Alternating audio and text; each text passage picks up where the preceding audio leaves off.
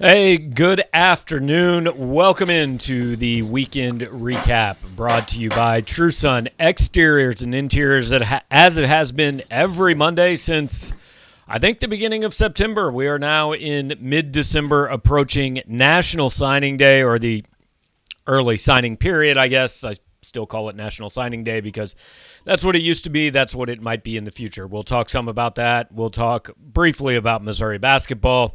Breaking news, we're not firing a coach today. So we're going to answer that question up front.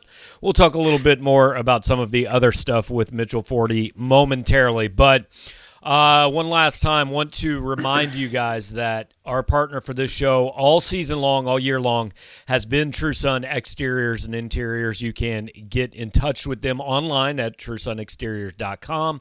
You can call them at 573-442-9272. It's the perfect time to schedule some home improvement work, stuff you need done around your house, because they're starting to fill up, I'm sure, for the spring. So if you want things to look nice when, you can have people over and do things outside again, you need to get on their books now. Again, 573-442-9272. True Sun has been voted the best company for home improvement in the Columbia area by Inside Columbia Magazine in 2021. I feel confident they will be right in that discussion and probably win it again in 2022. So if you need things done around your house, get in touch with True Sun Exteriors and Interiors, and want to thank them for being a part of this show all year long. I know that the people at True Sun are disappointed that this is our last episode. I know Mitchell Forde is very disappointed that this is our last Monday show. So over the next few minutes, Mitch will get his any parting shots he wants in on this show, but probably won't be too harsh because, he still has to talk to you guys. So Mitch, save any shots for the end, man. Yeah, I was going to say, it's the last weekend recap for a while, but it's not the last time I will talk to our wonderful YouTube audience. So you all will hardly notice the difference, I would guess. So we'll talk. I think we'll talk mostly recruiting and National Signing Day and stuff like that. And if you guys have questions, please put them up in the comments section, and we will certainly get to those over the next little while we're hanging out. We will start with whatever happened in Allen Fieldhouse on Saturday. And unfortunately, I've said, it wasn't that Missouri lost by 37 points.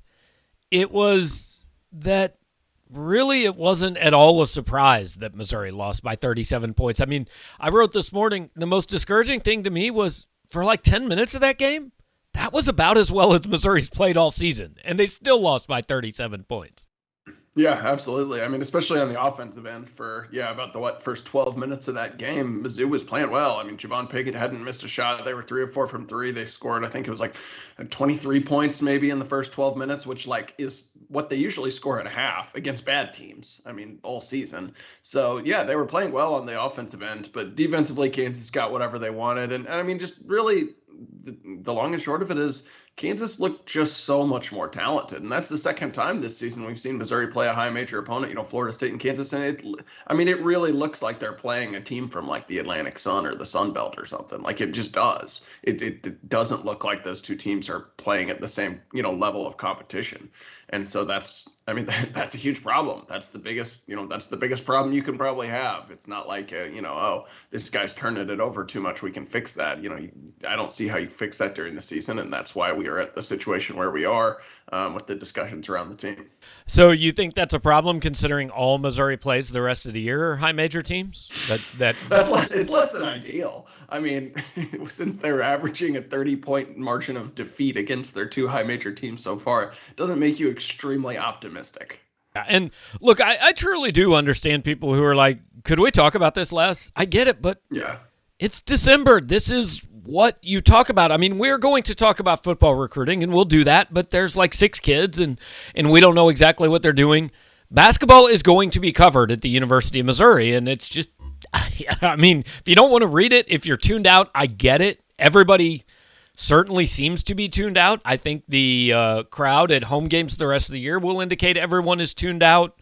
And trust us, we would like to be able to write something different about this team. It would be really fun to not go and be able to say 6 minutes in, well, cool, I'm going to start writing my story because we know what's happening. But that's the situation we're at. And we're going to take our first question, and I'm going to do it early because I don't know any other way to say except this is hilarious to me because we were legitimately joking about this while we were talking before the show started, that we only really get one basketball question anymore. And Colby asked it today, and Colby, I don't mean to disrespect you. I truly have no idea if you're serious or not. But the question is true Cuonzo Martin is getting fired today? It is not true. I mean, look, I guess there are 11 hours left, 10 hours and 54 minutes left in the day.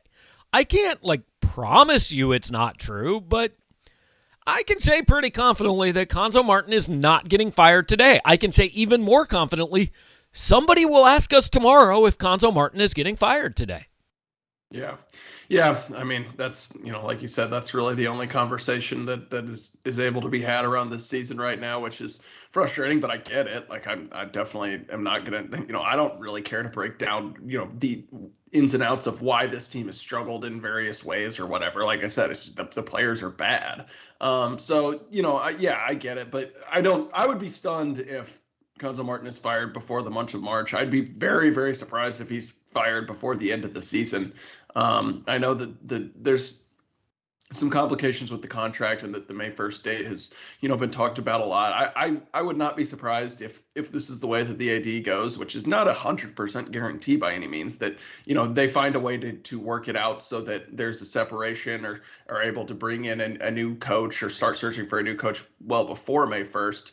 I just don't see any reason or any likelihood that it's going to happen in the coming days. Yeah, I mean, this is December 13th. I mean, it is possible, if that's the way this goes, that in February or something like that, with 5 games left, it somehow leaks out that, hey, Cuonzo Martin and Missouri have agreed that they're done at the end of this year. But it is December 13th. There are 21 games left in the regular season. It is not happening yet. Right. Colby did clarify that he was joking, so I appreciate that, Colby. But again, as we've said, it is difficult to tell sometimes because we've gotten that question seriously a lot, and there's a 9-page thread on the board right now about it. So yeah. So again, it's hard to tell sometimes. But look, we'll take one more question about basketball, and then we'll move on because we've already spent 7.5 minutes talking about it, and that's about more than I can do, honestly. But the Magic Man wants to know what's the real and true deal with the Browns and Cuonzo Martin, and what did Christian Brown say to the coach? So there were 2 things I found interesting about this on Saturday, and I don't think we talked about it when it happened, but early on, Christian Brown legitimately looked like he was going to score every Kansas point for a few minutes. And at one point, he scored, and he ran back down the floor, and he looked over, and he kind of screamed.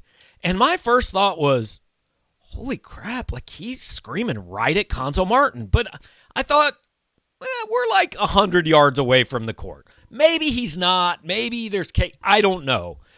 But it sure looked like he was screaming directly at the Kansas bench or at the Missouri bench when that happened. Yeah, and he was asked about it after the game, and he didn't really deny that he was yelling at the bench. He was just I was fired up, lots of respect for them and for Coach Martin, blah blah. But he at no point did he say, and he even said something about I heard people think I don't play with passion or something like that. At no point did he say oh no, I wasn't yelling at Cuonzo. So I think he kind of was. As far as the real and true story, it's just one of those things where I don't know that anyone knows outside of maybe the immediate parties involved, because these things get twisted and you hear all sorts of rumors and stuff like that. But basically, Parker Brown, of course, Christian's brother, was on the Mizzou team for the last 3 years. Redshirted the first year, played sparingly over the next 2. And it wasn't a secret that his family wasn't super thrilled about his playing time. There was, family members spotted and heard yelling at the Missouri bench during home games. I don't know if that has carried over and his brother is now taking on his cause. Obviously, Parker is gone. He's now at Santa Clara. It could have been any number of other things. It could just be that that's what Kansas and Missouri do when they play each other, because those 2 teams, they don't love each other. And Christian Brown did grow up in the middle of the rivalry. Obviously, he talked about it. He grew up a Kansas fan in a family full of Mizzou fans. So Um, I don't know, what all there was to it. I told you after the game, I was hoping he'd be even a little more antagonistic after the game because I think he's the perfect villain for this series. Obviously family ties on both sides. Guy who's going to be in college for a few years is, just kind of a guy that I think the other team's fans would like to hate. I was hoping after the game he would like stir the pot a little bit more.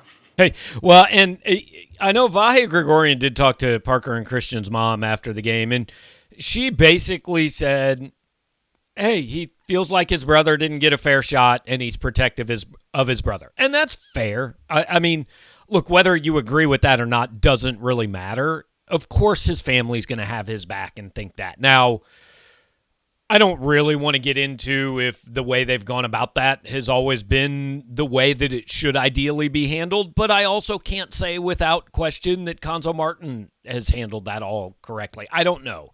But I think it's fair to say that if there were another Brown brother, that he would not play for Cuonzo Martin, and he would not play at Missouri. Cuonzo was asked about Christian yelling and the family dynamics. He was very, very complimentary of Christian, said he's a good player, all that, and then just said, I don't know the family dynamics. I mean, I think he probably does to some extent, at least as they relate to how the family feels about him. But they are not going to be having Christmas dinner together. Let's put it that way, right? And that's understandable. Every family thinks their kid should play more than he does, and it just is what it is. It's, I think, probably not great that we now have social media and let it frequently play out in public, but hey, whatever. If my kid was a college basketball player and I didn't think he was playing as much as he should, I might mess up and tweet about it a few times too. So that's the way it goes. That's all I have to say about basketball, unless, Mitch, you for some reason want to go further than 12 minutes and 36 seconds about it. No, not really. Gonzo's not getting fired immediately. The team's not good enough. I enjoyed Allen Fieldhouse. Everyone's going to get mad at me for saying that. Moving on. Yeah. Okay. So let's go on to football, and National Signing Day is coming up. And kind of one of the interesting storylines here is the coaching staff. Casey Wood's gone, offensive coordinator at SMU. Kyle wants to know if there will be any more coaches that will leave, rumors about Fletcher and Looper potentially. Now, first of all, let me say that usually this doesn't happen until like after bowl games, right? It's like mid-January at the coaches convention before most of the movement happens. So yes, there still could be more. We don't know anything specifically, and this is part of the frustration of trying to cover things these days because it is important. Like, people pay for sites like ours to know what's going on. And it is important to, if something is going on, to keep people abreast of that. But also, like, there aren't really rumors about Fletcher and Looper other than I had someone tell me, hey, Fletcher is a guy that Brent Venables could potentially look at Oklahoma. Did not say he was looking at him. So I just posted, hey, nothing's happening here. It's just something that down the road we could potentially keep an eye on. And then Carl Reed tweeted that Curtis Looper was one of the top candidates for Tony Elliott as offensive coordinator at Virginia. Nothing has come of that. Like, that was on, Friday, I want to say? Thursday or Friday. Thursday or Friday. It is now Monday. We have no indication. I, in all honesty, did message Curtis Looper to ask him about that. Did not receive a response. Did not expect to receive a response, but had to at least ask. But these things get put online, and then they just and I'm not saying, Kyle, that you are, but they frequently become accepted as fact. I have zero idea, and I'm not calling out Carl Reed. I don't know what he knows, and I don't know who he talked to, but I don't really have any proof that Curtis Looper has been approached by Tony Elliott, is a candidate. I have no idea. But these things get out there, and then they take on a life of their own. Right, and it is hard to know what's speculation and what's actually informed. And so, yeah, it's just kind of part of the deal now, unfortunately. I know Looper was actually also linked to something else. I want to say maybe Colorado It was Colorado State. That was in a different Carl Reed tweet, and like 2 days later, Colorado State hired somebody. I don't even remember who. Yeah, but anyway, so, it basically, the bottom line is, like, staff turnover, at the assistant level is going to happen every year. We've already seen some of it at Missouri. It would not be surprised at all if it continued in one or two more guys. So it's natural to speculate, but as of right now, we have no reason to believe that. I know that Curtis Looper spent a good portion of this morning tweeting about Tyler Beatty because he quote tweeted my tweet about him being a second team All-American and said he got robbed, and I saw him do the same for several others. So like, I don't know, seems like he's at least engaged at Missouri for the moment.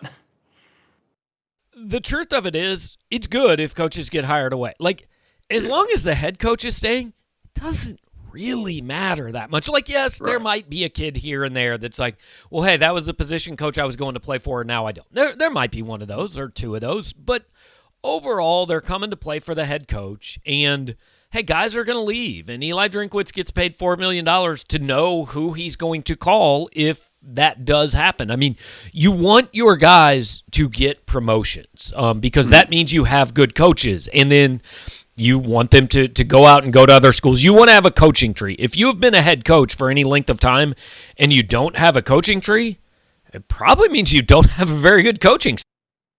Right. Yeah. So yeah, and you know, when you're talking position coaches, it just doesn't make that big of a difference. I mean, no one knows this. You've mentioned this before. No one guy knows a specific technique that no one else understands to make their position the best. You know, they may be varying degrees of recruiter, but the recruiting ultimately, especially with Eli Drinkwitz's case, with how engaged he is in that's going to fall mostly on the head coach. And so, really, the only coach on Missouri's staff who is significant if they have to replace is the defensive coordinator right now. And so, obviously, that is not going to happen this offseason, or it certainly doesn't appear likely to happen this offseason. Right. Cam Cameron wants to know, this weekend was a bit underwhelming, no, and he is obviously talking about football recruiting. Yes, the basketball was whelming.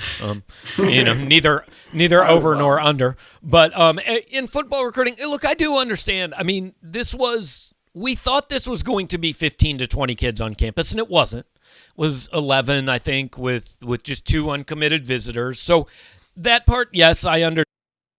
That's kind of another situation where, hey, we try to keep you guys informed. Now, had you never expected 15 visitors and ended up with 11, you would have been like, look at all the kids that are on campus. That's cool.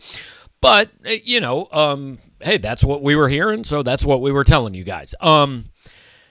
It's a little underwhelming as far as the weekend, but you still wake up 2 days before signing day with Missouri ranked number 16 in the country in recruiting, with the potential to add somewhere between 2 and 6 more, at least 3-star and above ranked kids, which I think should almost certainly keep them in the top 20. So we joke all the time about frequently during the year, like they'll go through a run of getting 4 or 5 commitments in, 2 weeks.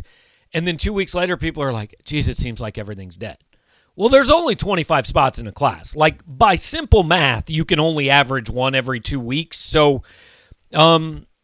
I understand maybe this weekend is a little underwhelming, but you have to look at the big picture. And a lot of the kids who maybe were going to visit and didn't this weekend still might, because some of these kids are getting moved back to January for various reasons. Some of them might be transfers that just couldn't make it in. So just because they didn't visit here this weekend does not mean they won't visit here. Right, you touched on the point I was going to make, which is just that this is really just a product of having a limited number of spots. Mizzou has what, 15 commits in this class, and they're limited, and then by the scholarship count, we've always said we don't think they're going to take many more than 25, maybe a couple more. But also they have to they couldn't take all of those at once because they have to have a few guys transfer out. They have to see whether some of these seniors are going to come back. You have to wait on you're going to wait on hold some spots for transfers. So they were never, and I think Eli Drinkwitz even said at the start of the football season, they were never going to go much over 16 to 18 guys by the early signing period. And so because they had a lot of those guys committed early on in the class, there just wasn't going to be a ton more they could add. I think people just get a little spoiled with how well this staff has been recruiting, and every weekend, every time there's a big official visit weekend, there's going to be this bombshell person on there. And there even, was a significant visitor in Pancake Hunter, who is significant not just for his name, but an Oklahoma decommit offensive lineman. But yeah, it wasn't a parade of people on there, but you still had Luther Burden on campus. You still have this class's, currently the highest rated in Missouri history for that second year in a row. So I can see why that was the perception. We expected that, honestly, but I also think that, there will still be a lot of optimism and excitement around this class when it gets announced on Wednesday. Yeah, and along with Hunter and Zion Young was on campus this weekend. We are keeping an eye on Jeffrey Mba, and I don't even know if that's how you say his name, but I assume it is. And DJ Wesolak, who are going to be announcing. Wesolak is going to be announcing in Boonville on Wednesday. I'm fairly confident we can follow that one. Yeah. I'm not real sure how we're going to follow an announcement on French television on December 19th, to be quite honest. I anticipate a Twitter alert from Jeffrey Mba at I don't know, 2:30 in the morning. Yeah, that's going to be one where we're probably going to have to just wake up and get to that. Because, I was just about to say, A, I don't know how we would find this TV stream or broadcast. B, certainly would not be able to understand the words. I would hope he has some sort of, hats or shirts or something. But I'm assuming that Mizzou is still Mizzou in French, right? Auburn would still be Auburn in French. I could understand that word. Probably true. But if it was just thrown into the middle of a French sentence, I might not be able to pick it out, frankly. I mean, I expect he would have a hat or something. But also, then, I was not going to volunteer to be the one to watch it at 3 a.m. That's probably. I don't know how many hours ahead France is. I think it's maybe 7 or 8. I may, by the way, lose power here pretty soon. Something's not working with my charging, so we're gonna have to end this prematurely in a couple minutes. But Tyler Wynn wants to know how many quarterbacks you expect to take a snap during the bowl game. I'll set the over/under at 2.5. Which way would you go? Under for sure. I would wrestle with it a little bit at 1.5, just because I don't know. We've seen that Eli Drinkwitz usually, once he has this guy he wants to start, he doesn't deviate a lot. And I guess if you have Michael Wilson take a trick play snap, that could change. I wasn't really accounting for that. But I definitely don't think all three of Bazelak, Cook, and May can play unless whoever starts out of that group gets hurt, and then maybe they rotate the other two guys or something like that. But Drinkwitz did say yesterday there's still an open competition between all three guys. I personally would be surprised if all three played. I think all three play, and I don't really have any basis for it. I think we'll see a trick play in there because it's a bowl game and stuff like that, and I think the other guys will get a look. I don't know what to. I at this point do not expect a transfer quarterback. I could be wrong on that. That's my guess. That's not based on any information I have. I don't expect a transfer quarterback, but I don't know. It's going to be interesting. So, Mitch, I got to make sure that I get this all wrapped up and pay the bills before my computer battery completely dies. Right. So we're going to cut it a little bit shorter than normal, but we will. We're going to do the 573 report on Thursday this week because of National Signing Day. So I will probably talk to you at some point before then. Okay, sounds good.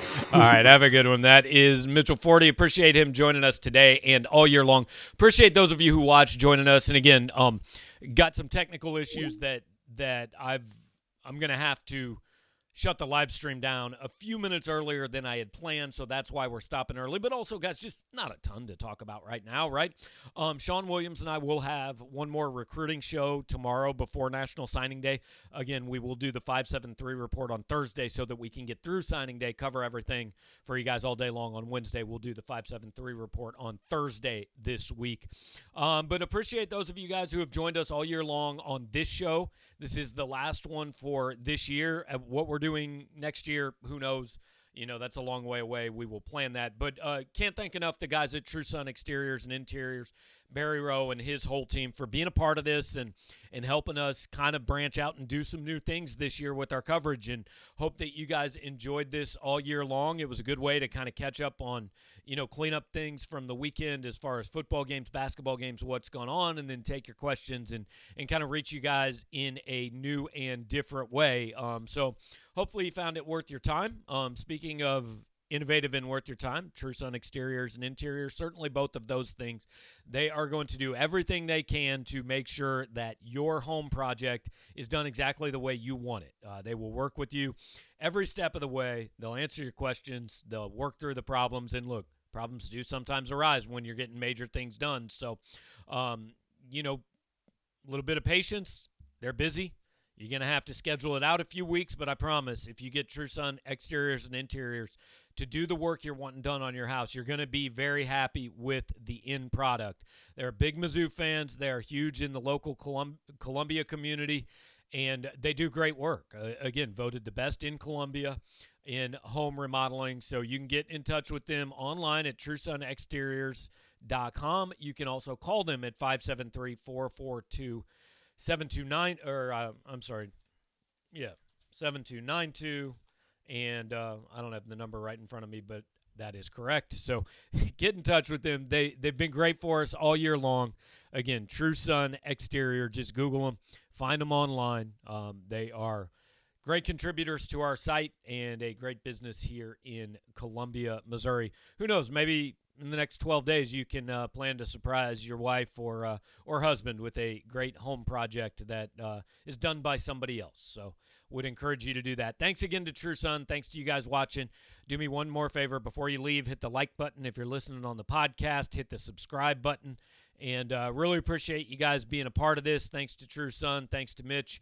I'll be back tomorrow with Sean. We will be full go on recruiting with the early signing period opening on Wednesday. Thanks, guys.